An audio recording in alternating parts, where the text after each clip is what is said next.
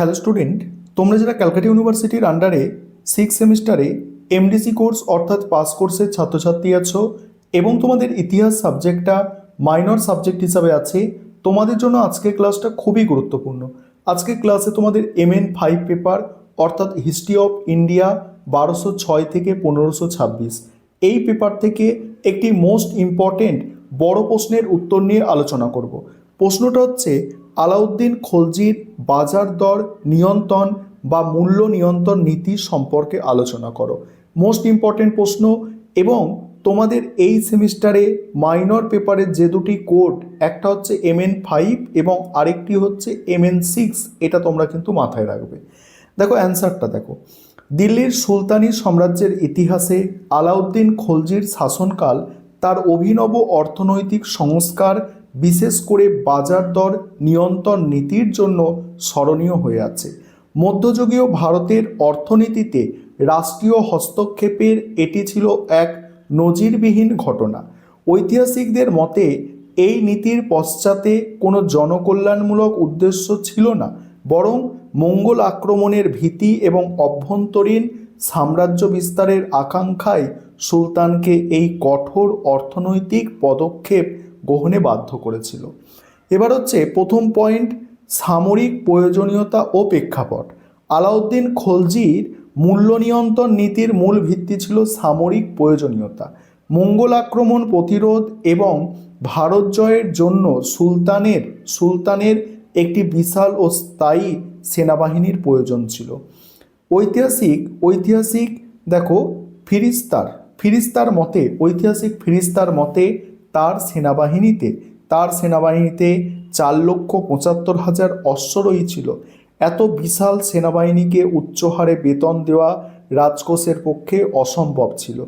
তাই সুলতান স্থির করেন, সৈন্যদের বেতন না বাড়িয়ে যদি নিত্য প্রয়োজনীয় দ্রব্যের মূল্য হ্রাস করা যায়, তবে স্বল্প বেতনেই সৈন্যরা সচ্ছলভাবে জীবনযাপন করতে পারবে। সমসাময়িক ঐতিহাসিক জিয়াউদ্দিন বর্ণী তার তারিখ-ই ফিরোজশাহী গ্রন্থে স্পষ্টভাবে উল্লেখ করেছেন, সুলতানের বাজার দর নিয়ন্ত্রণের মূল উদ্দেশ্য ছিল কম খরচে এক বিশাল সেনাবাহিনী রক্ষণাবেক্ষণ করা, যা দিয়ে তিনি বিশ্ব জয়ের স্বপ্ন দেখতেন। পরের পয়েন্ট হচ্ছে মূল্য নির্ধারণ ও বাজার বিন্যাস। সুলতান আলাউদ্দিন খলজি তার জাওয়াবিত বা রাষ্ট্রীয় আইনের মাধ্যমে প্রতিটি পণ্যের দাম নির্দিষ্ট করে দেন।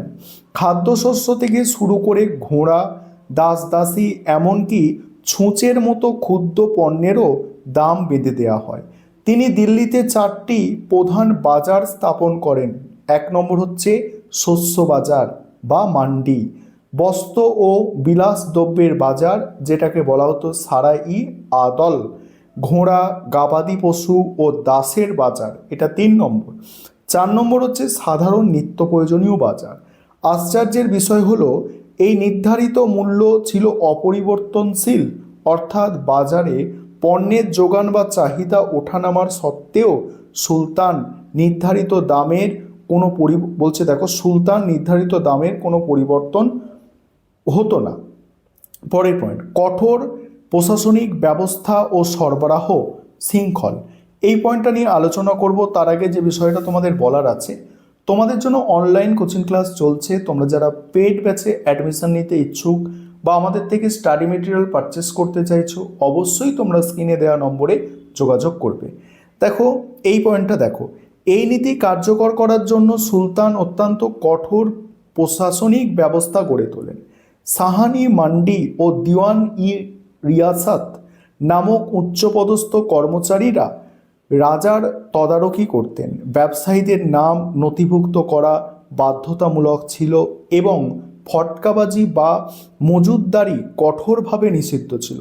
প্রাকৃতিক দুর্যোগ বা দুর্ভিক্ষের সময় যাতে শস্যের অভাব না ঘটে, তার জন্য রাজকীয় শস্য ভাণ্ডারে প্রচুর শস্য মজুদ রাখা হতো এবং রেশনিং ব্যবস্থার প্রচলন করা হতো। সুলতানের গুপ্তচর বা মুনহিয়ানরা রাজার প্রতিটি খবর সুলতানের কাছে পৌঁছে দিত।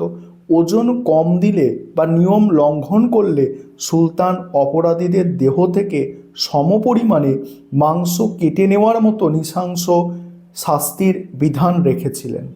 উপসংহারে কি লিখবে দেখো, উপসংহারে লিখবে পরিশেষে বলা যায় আলাউদ্দিন খলজির বাজার দর নিয়ন্ত্রণ ব্যবস্থা ছিল মধ্যযুগের ইতিহাসে এক বিস্ময়কর প্রশাসনিক দক্ষতা। যতদিন তিনি জীবিত ছিলেন ততদিন এই ব্যবস্থা কঠোরভাবে পালিত হয়েছে। তবে এই ব্যবস্থা অর্থনৈতিক স্বাভাবিক নিয়মের ওপর ভিত্তি করে গড়ে ওঠেনি, বরং তা ছিল নিছক গায়ের জোর ও রাষ্ট্রীয় ভীতির ওপর প্রতিষ্ঠিত। ডক্টর কে.এস. লালের মতে আলাউদ্দিনের বাজার দর নিয়ন্ত্রণ ব্যবস্থা ছিল একটি কৃত্রিম ব্যবস্থা, যা তার মৃত্যুর সাথেই তাসের ঘরের মতো ভেঙে পড়ে। মূলত এটি ছিল একটি যুদ্ধকালীন জরুরি অবস্থা, যা দিল্লি ও তার আশেপাশের অঞ্চলেই সীমাবদ্ধ ছিল এবং সুফল সাধারণ কৃষকদের পরিবর্তে মূলত সেনাবাহিনী ও শহরবাসীরাই ভোগ করেছিলেন। এইভাবে তোমাদের প্রশ্নের উত্তর গুছিয়ে লিখতে হবে ভালো নম্বর পাওয়ার জন্য।